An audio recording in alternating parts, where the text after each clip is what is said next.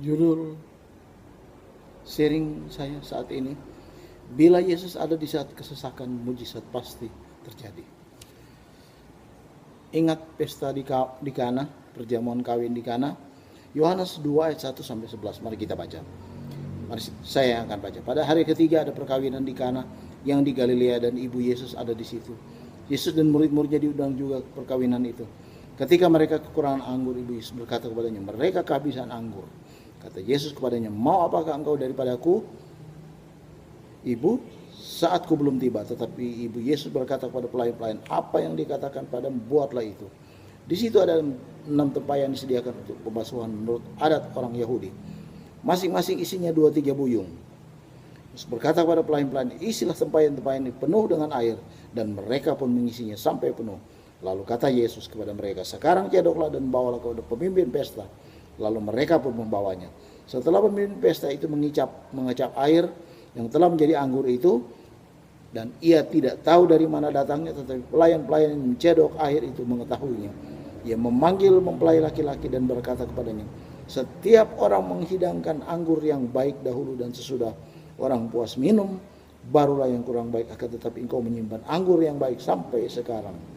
Hal itu dibuat Yesus di Kana yang di Galilea sebagai yang pertama dari tanda-tandanya, dan dengan itu ia telah menyatakan kemuliaannya, dan murid-muridnya percaya kepadanya. Mengundang Yesus adalah suatu tindakan benar.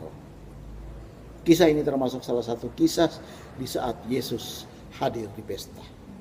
Maka semua persoalan menjadi beres. Apa maksud kisah ini bagi pendengar sekalian? Keluarga mana yang tidak pernah menghadapi masalah? Kami pun keluarga sering mengalami masalah.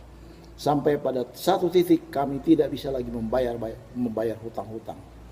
Dan saat itulah kami bagaikan orang bego yang tidak bisa berbuat apa tanpa pengharapan. Semua sumber pertolongan sudah saya datangi, tetapi apa yang terjadi? Paling banyak saya didoakan dan diberikan ayat, bahkan hanya menunjuk, kamu pergi ke sana, kamu pergi ke sana, pergi ke sini, pergi ke ini, pergi ke itu. Tidak ada jalan keluar yang manusia lakukan. Tetapi bila kita mengundang Yesus, maka segala sesuatu pasti ada kemungkinan. Saya dikatakan anak Tuhan dari dulu, dari kecil. KTP pun dikatakan saya orang Kristen. Namun kelakuan karakter kita tidak menunjukkan sebagai orang Kristen. Kami punya toko, jual minuman, jual bir. Demikian juga banyak hal-hal yang menyakiti hati Tuhan. Saya pada masa banyak uang, wanita di mana-mana. Itu menjadi kebanggaan orang Manado pada waktu itu. Tanpa hugel, tanpa pergaulan, artinya kuper. Tapi itulah saatnya mulai kepepet, mulai jalan pinjam sana, pinjam sini, ke bank, ke koperasi mana. Tapi karena tanpa hasil, itulah yang menjadi titik di mana kami mulai berbalik. Tuhan tidak membiarkan kami dengan uang yang berlimpah, karena Tuhan tahu hati kami akan dipakai olehnya. Saatnya kami dalam keadaan kelimpahan, kami melupakan Tuhan. Yang ada mall jalan terus, pesta jalan terus. Tapi itulah, ingat kisah anak terhilang.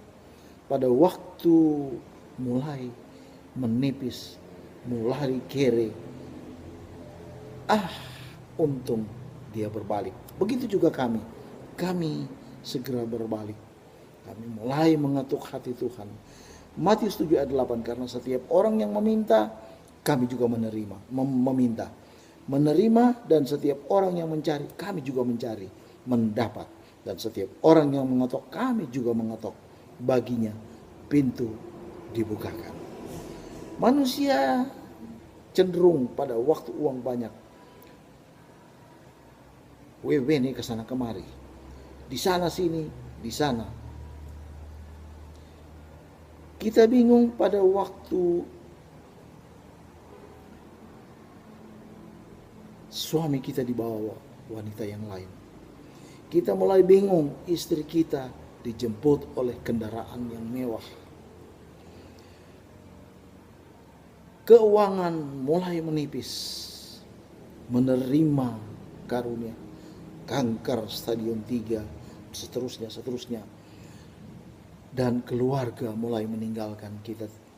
Karena apa? Karena kita mulai kere. Kecenderungan itu terjadi pada saat uang banyak kita lupa Tuhan. Uang melimpah, ibadah kita lupakan. Uang melimpah, kita hamburkan kepada wanita-wanita. Uang melimpah hari Minggu, kita lebih suka ke mall. Uang melimpah, tempat ibadat cuma dilewati. Dan banyak hal yang menyakiti hati Tuhan. Kami juga pernah melakukan itu.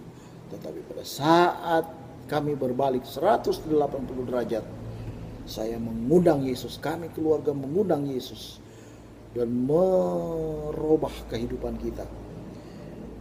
Hari Rabu,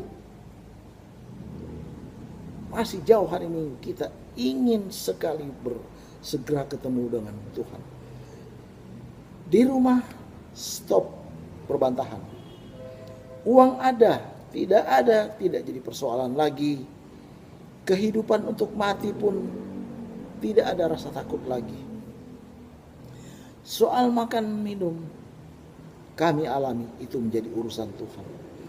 Hutang yang tadinya kita tidak bisa mampu bayar 1,2 M, Tuhan buka jalan dan itu terbayar. Banyak lagi hal-hal yang membuat kita terkejut. Hal-hal kecil pun Tuhan ingat. Satu waktu saya ingin minum teh botol. Uang di tangan tidak ada, warung dekat. Tapi apa yang terjadi? Keinginan saya sampaikan kepada istri saya. Yang terjadi belum genap 1 jam. Satu bapak datang dengan 1 teh botol plastik. Dia cuma berkata, kita ingat kok, Om pendeta suka sekali minum teh botol ini. Tuhan goyang dia di kendaraan. Dia mampir ke warung, datanglah dia ke tempat saya membawa teh botol. Hal-hal kecil, tapi itulah yang pernah dan saya alami. Soal yang besar itu 1,2 lewat. Teh botol Tuhan nyatakan. 1 Korintus 2 ayat 9, tetapi ada tertulis apa yang tidak pernah dilihat oleh mata dan tidak pernah didengar oleh telinga dan yang tidak pernah timbul dalam hati manusia, semua yang disediakan Allah untuk mereka yang mengasihi Dia. Sampai keinginan pun Tuhan ikut. Karena apa? Karena saya dan keluarga berbalik 180 derajat, meninggalkan semua yang menyakiti hati Tuhan. Kita kembali mendekatkan diri kepada Tuhan. Saat di pesta, pemilik pesta bingung. Tapi pada waktu Yesus ada, apa yang jadi persoalan? Semua beres.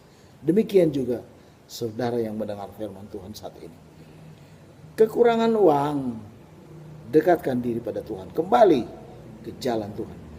Tidak ada pekerjaan, kasih sayang dari suami pun hilang. Kasih sayang dari istri hilang. Anak-anak meninggalkan. Kasih sayang orang tua juga luntur. Pengharapan hidup habis. Cuma satu syarat. Dan saya beri 1 ayat. Syaratnya kembali kepada Tuhan. Matius 7 ayat 8. Karena setiap orang yang meminta menerima, dan setiap orang yang mencari mendapat, dan setiap orang yang mengetok baginya pintu dibukakan. Pada saat kita mengetok, waktu kita berbalik menghadap 180 derajat, saat itulah Tuhan mulai membukakan pintu. Tuhan mulai mendengar apa yang menjadi permintaan kita. Tuhan mulai mendengar apa yang kita cari. Kita akan mendapat setiap orang yang mengetok baginya pintu dibukakan. Soal hutang, soal kasih sayang, no problem lagi pada waktu kita berbalik 180 derajat menghadap Tuhan. Rindukan pertemuan dengan Tuhan. Saat kita pun dipanggil Tuhan, kita tahu waktu kita bertemu di awan-awan adalah yang menjemput kita, Om Petrus. Karena bukan masalah siapa yang mengantar kita ke kuburan, tetapi siapa yang menjemput kita sudah kematian. Sekian firman Tuhan sharing saya saat ini. Tuhan Yesus memberkati.